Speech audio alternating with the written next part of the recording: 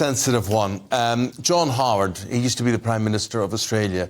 Well, he's sparked a lot of debate because he has described colonisation as the luckiest thing that's ever happened to his country.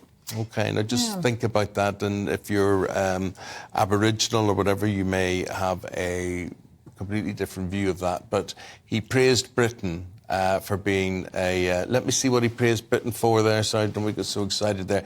About being the most benevolent imperial power compared to other European colonisers. Well, the question today that we're asking is it time for Britain to stop apologising for its colonial past? Well, Rafe Heydel-Mankoo says that former British colonies are some of the most successful countries in the world. But Narinder Kaur says that colonisation was never a good thing. So, good morning. Very nice to see you both. But, Rafe, you are a child of empire and, my friend, I mean, you're from Kenyan Indian descent. And you think, and you're proud of that, and you think that was a good thing? Absolutely. I mean, look, we have to speak facts here. Colonialism and capitalism together lifted more people out of poverty in the world than any other two forms that we have here. Wherever you go in the world, particularly British colonialism, every region of the world, the most successful, the most democratic, and usually the richest countries are those that have a former colonial British inheritance. That applies to the Americas, South America, Africa, Asia, and elsewhere. And there's a reason that Canada, Australia, and New Zealand always rank amongst the 10 best countries in which to live, and that's because of their colonial inheritance. You know, the army, the military, schools, universities, hospitals, the infrastructure of government, the civil service, all of that is due to the British inheritance. And you know, if you look around the world, it's impossible to say that the countries of Africa and Asia and elsewhere would have had the evolution towards democratic legislatures and stable countries were it not for colonialisation. Well, it's an interesting statement. It's a brave statement. Narinder is... there's steam coming out of her ears. There really is. I mean, Rafe, you sound quite mad. I mean, I don't know where you get your facts from. Well, for history books, you should try to read one once in a while. I don't know which history books you're reading, but they're not correct, because you're talking about benefits to who? Self-indigenous people and people who were colonised. Actually, I call colonisation genocide. Let's speak facts. Your facts are actually British colonisation, genocide, killed... Genocide is a very difficult word. I'll let you speak. Killed hundreds of millions of people. It's murder. There's a legal liability here. They killed hundreds of millions of people colonising the world. And actually, I don't like this argument, Eamon, that actually it was in the past, because you said that in the break, that actually it's in the past, let it go. The ramifications of colonisation are still felt today.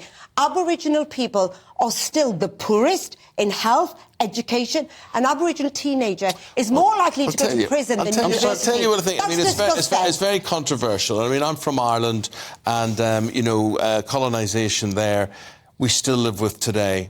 It's not... I totally understand her into your argument there, but part of me says... look ahead, stop looking back. We can't change the past. How can you look ahead when you're still suffering? People who were former slaves, their families are still suffering. No one is suffering from colonialism. Poor. Come on, Narinder. You're spouting nonsense. Firstly, hundreds of millions of people... Hundreds of millions of people were murdered. Rafe, you don't know your facts, and I feel sorry for you. Narinder may be saying... everything you said may well be true, but Narinder basically is saying... it wasn't worth the price that was paid. Well, it's absolute nonsense. Firstly, there's no... excuse me, it's now my turn to speak. Thanks so much. Hundreds of millions of people did not die underneath the British Empire. Yes, that's complete nonsense. Also, life expectancy for Aborigines for thousands of years had been 40 years of age. You know, they were a Stone Age Paleolithic culture when the British arrived there. So they now have life expectancies of 70 years, 30 years longer. No, that's not correct either. I'm sorry, I'm giving you the absolute facts here. Their life expectancy is decades less than white Australians. And there are many reasons for that, but it's not due to colonialism.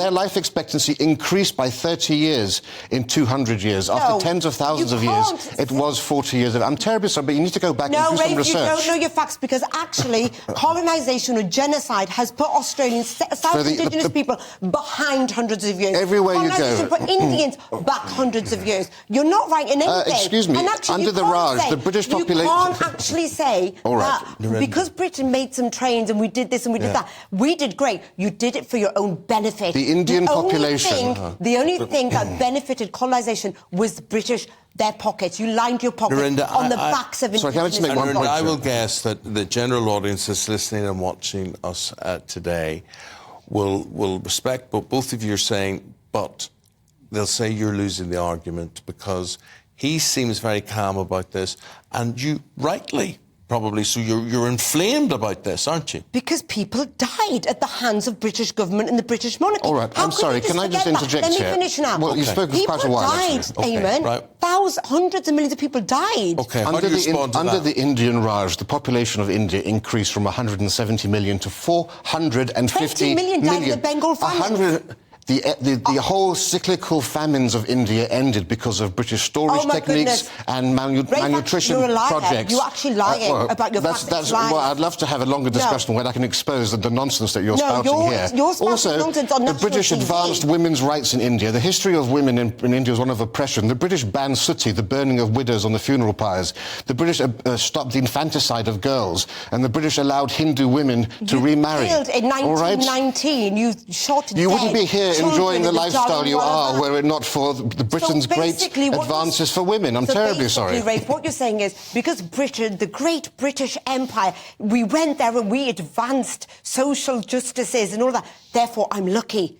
I'm not lucky if my ancestors were murdered at the hands of Your ancestors are also my ancestors. We're both Sikhs, all right? So don't speak as if you have complete domain over this.